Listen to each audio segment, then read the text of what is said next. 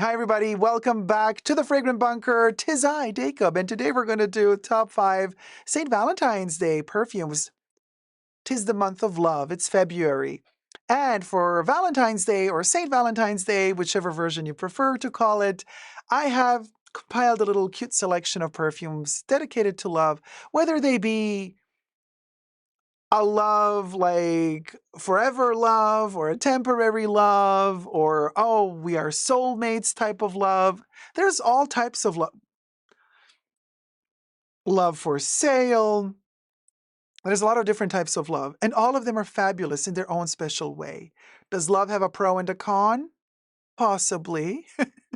But let's just, for the sake of it, analyze the pro aspect of love. This year, more than any other, we really, really, really need that love because it seems as though the world is turning and changing the whole concept of love into something bad.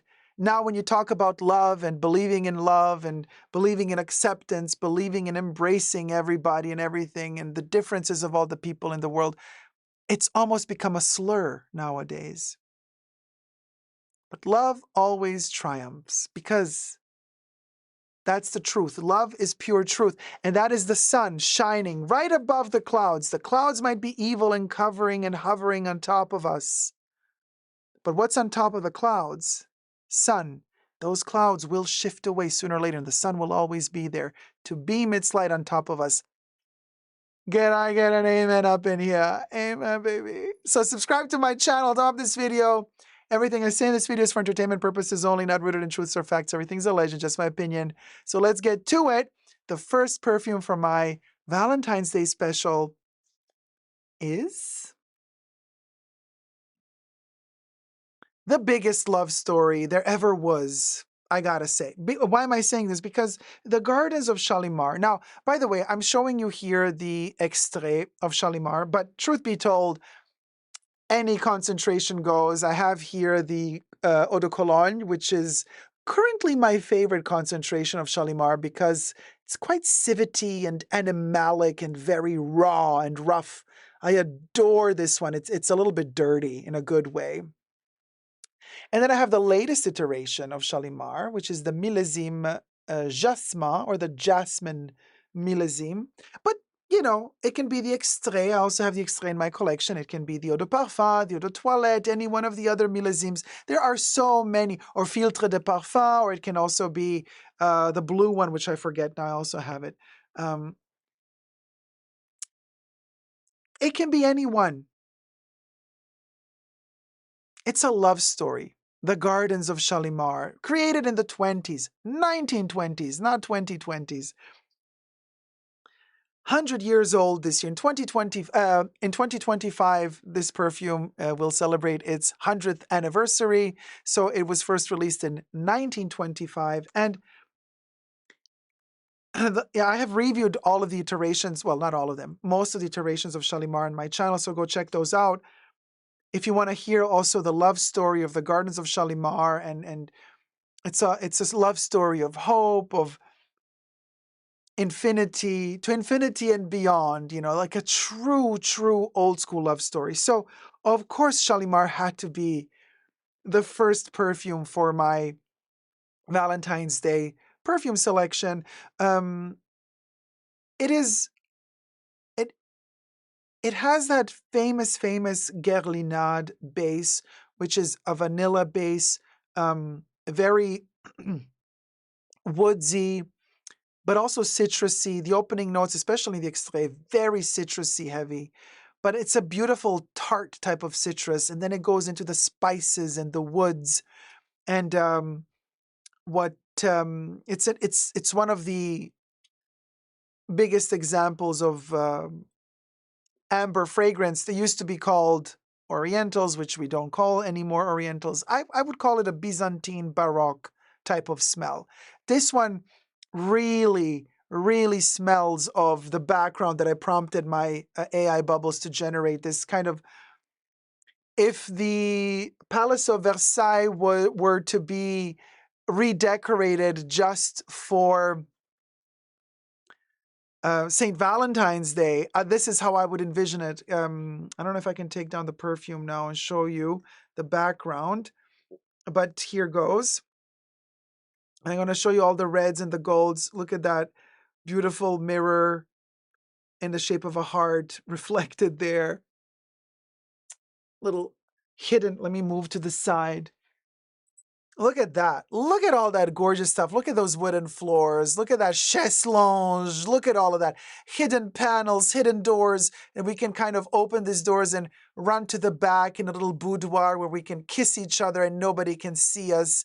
And we can hide from all of the people trying to figure out what is happening. This is like very, very intimate, you know, really, really gorgeous. Let me go back to Shalimar now. So that's where you want to wear Shalimar in this type of setting. Very baroque and beautiful, and just makes you forget all the sorrows of the world. You know, it's just really, really gorgeous. And the feeling that Shalimar gives you, you know, it's very much connected to love because as it opens up, it has those citrusy accords, but as it dries down, it gets warmer and more hearty. And it just calls you in. It lures you in. It it beckons you to cradle it and with it, to hug it, to love it. This is a love perfume. It's a love potion. And the ones that are lucky enough to smell it on you when they come close enough to you are in for a treat. Beautiful perfume for Valentine's Day. My number two, what do you know? Francis Kurkdjian's Le Mal, the first perfume he did when he was 25 years old for Jean-Paul Gaultier in the 90s, mid-90s, 1990s. This is a fougere bomb in the best way possible. A lavender, lavender, lavender. Also, a ton of vanilla in the dry down. This is when Francis Kurkdjian used to dare. And he was very opulent. And this perfume, quite frankly, is also quite baroque. I always associate Valentine's Day with baroque opulence, red and gold and hearts.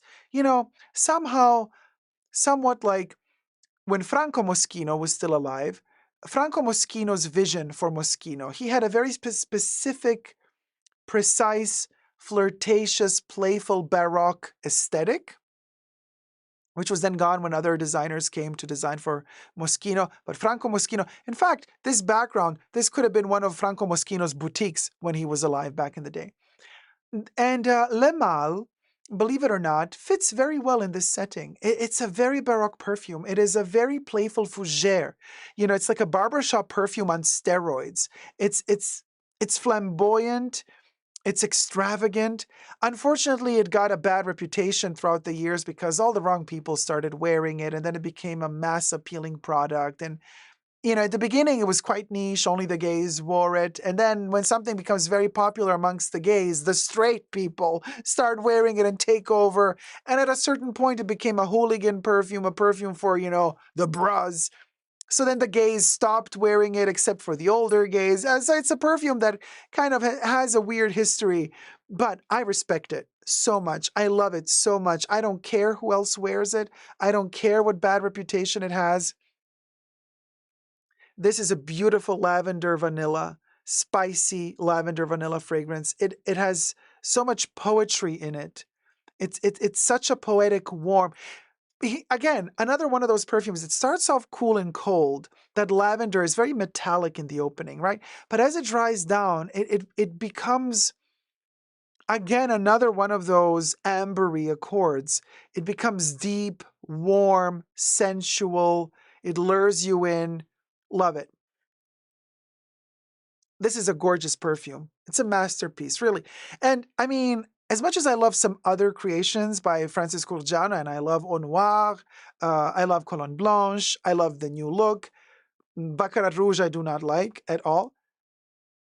It's funny kind of how his first, when he was 25 years old, he did this, right? It's funny how his first perfume is his best. In my humble opinion, he never topped himself after this. Kind of sad and tragic in a way that your first perfume is your magnum opus, and then I know people would beg to differ, and I know that there's a humongous amount of fans out there for Baccarat Rouge. I cannot stand that perfume. But truth be told, nowadays, if you say Francis Kurkdjian people most likely are going to say, Baccarat Rouge. So he's known for Baccarat Rouge, but for my nose, this is his masterpiece. And look at that torso. Don't you just want to love it? So, of course, this is very, very St. Valentine's Day. Like, gift that body, honey. It smells like it's calling you. It's luring you in. It wants to be with you. It wants to give to you. So this is a great one-night stand perfume as well. So this is one of those loves for sale type of fragrances. Maybe not a forever love, but definitely a moment in time. This one gives you the vibe of, I'm yours for the next couple of minutes. I'm all yours. But after those couple of minutes are gone, so will I be gone with those minutes. And then you're left there craving for more.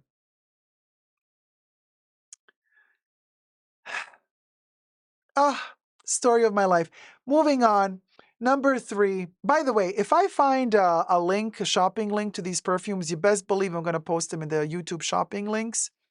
So thank you so much for helping out the channel. Subscribe, by the way, and thumb up the video. And also, if you do purchase through those links, the price is the same for you, but a portion of that purchase will benefit the channel, by the way. That's what affiliate links are for. Gardenia. Now, I had to choose Gardenia. Of all of the Chanels, I was like, which one to go with? And I had options. There are other Chanels that are very Valentine's Day heavy, on many different levels, really. But I had to go with Gardenia because any concentration, really, the EDP, the discontinued EDT, the extrait, the body oil. They now do also a body oil, which I also reviewed on my channel. So go check out that video on my channel. This is the perfume of love. This is the Chanel perfume of love. It is such a giving perfume. It is such a welcoming white floral abstraction of a gardenia, because as you know, still to this day, perfumers have not been able, scientists or have not been able to synthesize, extract the smell molecules of a gardenia flower and transform it into perfume form. And so instead, when one is trying to compose a gardenia flower, one tries to mimic the smell of a gardenia with other ingredients and tries to put them all together to create the illusion of a gardenia. So, in other words, a good gardenia fragrance today is a work of magic. It's an illusion. And this room is such a magical room. You know, it's like love is also magical. And that's why I like gardenia so much. That's why I ultimately, of my Chanels, I chose this one for St. Valentine's Day, because to create a perfume that smells of the gardenia flower, you need to utilize magic. You have to create an illusion. And the perfumers at Chanel have really done a great job at creating this masterful illusion of a gardenia with a smidge of coconut. It's green, but it's also balmy and lotiony. It's creamy. It's such a beautiful white floral. Oh my gosh, this thing it's a beauty. And I love it to go to sleep. You know, I take it to go to bed. It's just a couple of drops before I go to sleep, and it just lulls me. It's also for self-love in a way. Um, it cradles you to sleep. It makes you feel good about yourself. It caresses you. It makes you feel like it's okay to accept yourself, to embrace yourself for who you are. At least that's what Gardenia does to me. I'm always going to have a special place in my heart being the symbol of Valentine's Day, for Gardenia. It's just, and I know Chanel keeps increasing their prices, and it's so unfair and it's so painful. But like Gardenia, Chanel's Gardenia, I'm sorry to say, but no matter how much they up the price of this one, I will always find the money by hook or by crook, I will always find the money to repurchase Gardenia because there's something about the peace and tranquility that it gives me that very, very few other perfumes do. And you need to be in a good state. You have to be in a good place mentally, emotionally, physically before you can really fall in love. You have to first be at peace with yourself to be, able to love somebody else. Like RuPaul would always say, you got to love yourself in order to love somebody else, right? And so Gardenia is all about that. It's all about acknowledging, embracing yourself, who you are, and then going out to the world and embracing everybody else. It's a love perfume, and not for nothing. This is one of the reasons why Gardenia is one of the most sold Chanel perfumes for weddings. For weddings. So this is kind of the symbol of a wedding perfume for Chanel these days. It wasn't always the case, but these days.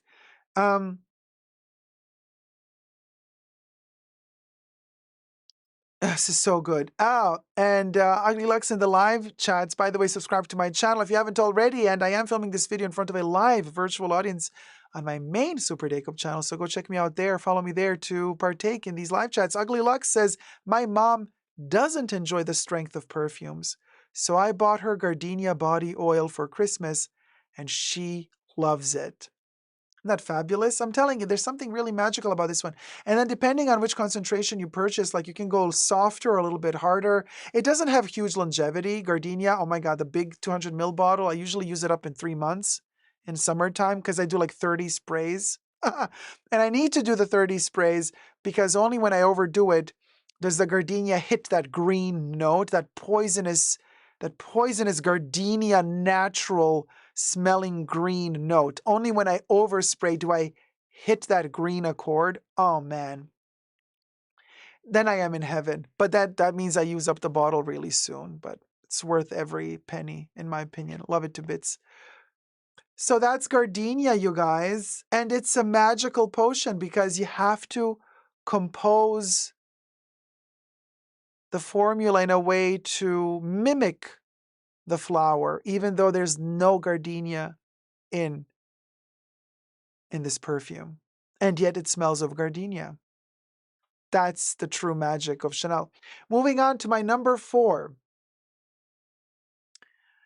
Now, this is for that special love potion that you might want to do. Also very Baroque. This is an early 90s perfume. This is Hypnotic Poison by Dior. It is the Eau de Toilette. Concentration, specifically. I love how Dior photographed it here and made it look like it's melting, like it's sticky and melty. It's so gorgeous. Hypnotic Poison is a very bitter almond. It's an almondy accord, and the almond is, and there's also a lot of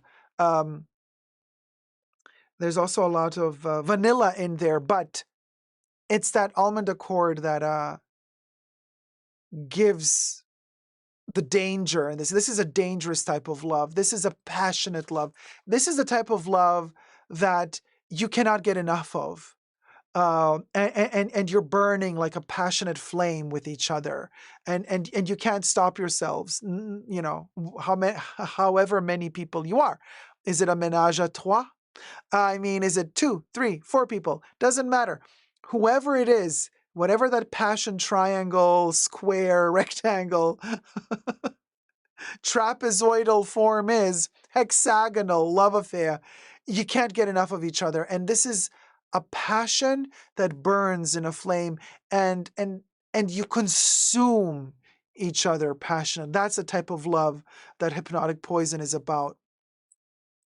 The spices in here, the woodsy accord, that bitter almond that melts inside of an overdose of vanilla. It's a tactile experience.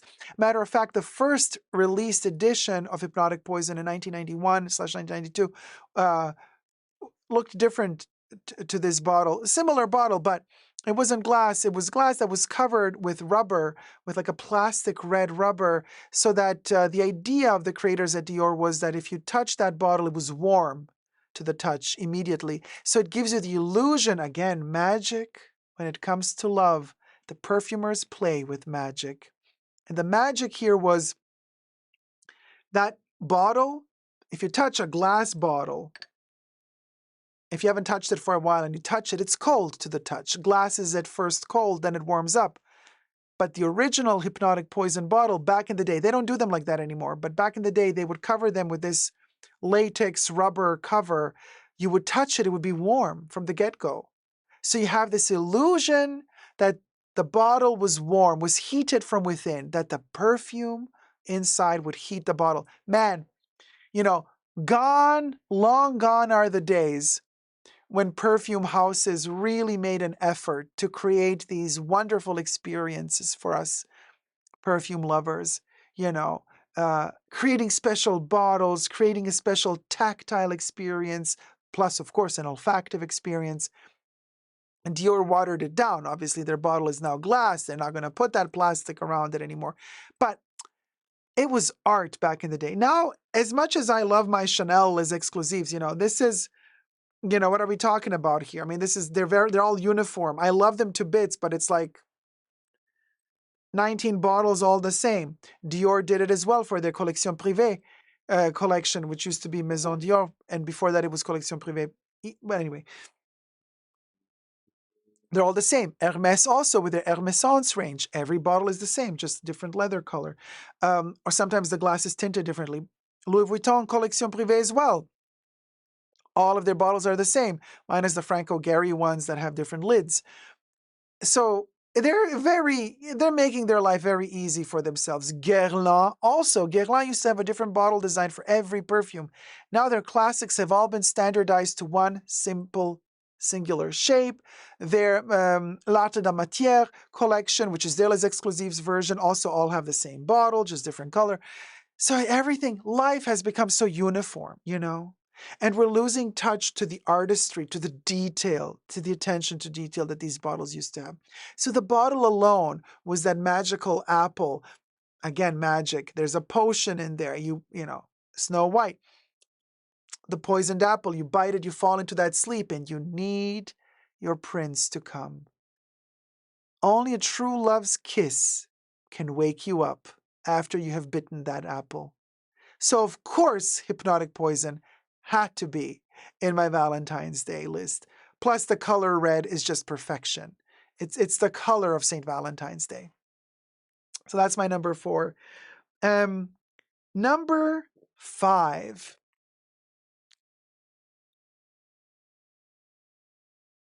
We needed angels. We needed angels. And more than ever, we need angels this year. And Cuir d'Ange, which is angel leather, translated into English very roughly. I have here a little 15 ml bottle in its little Hermès satchel. So this is an Hermessence fragrance from their exclusive range with a leather little thing covering the stopper. Oh man, I mean, you want to gift angel leather to your special someone on Valentine's Day because this perfume, more than angel leather, and it has a leathery accord, an irisy, rosy, leathery accord. It's so delicate. It's like suede, but the softest, silky suede, like dust. It's like leather turning into the softest particles of dust into clouds. And more than angel leather, and I get it why they called it leather because it has a leather accord, it's more like angel love. It's like the love. This is how I smell two angels making love in the clouds. Like us mere peasant mortals, we would have a good old roll in the hay. That's how they call it, a roll in the hay. Angels have a roll in the clouds, okay? And this is how I envision two angels making love. How that post-angel coital smell smells like. That's that. Man, it's amazing. Man, is this amazing. This is so Valentine's Day. And by the way, if I find a shopping link to Cuir d'Ange, I will place it in the shopping links here. By the way, I'll place all of the, links as well. And then I'll add some more perfumes in the shopping links. So be sure to check them out because in the video, I have my top 5 that make the final cut, but there's more than just 5 that I love very much. And I would also recommend for Valentine's Day. And if I find the link to those, I'll post it in my shopping links here as well. So thank you so much for helping out the channel, for subscribing, thumbing up the video. Let me know your favorite, your top 5 perfumes for Valentine's Day. And is the only thing you're going to be wearing on Valentine's Day just a few drops of your favorite perfume? Like Marilyn Monroe used to say, she would go to bed wearing just a few drops of number 5 and nothing else? Or are you going to, do a little bit something more before you get all naked and in bed? Man, Valentine's Day is so beautiful. I love the Baroque aspect of it. This is my type of Valentine's. It's this feeling of Baroque opulent love in the air. And love always, always triumphs over hate. So don't give up the fight. Thank you guys so much for watching. Love you loads. Until next time, never forget to never give up on love. Subscribe.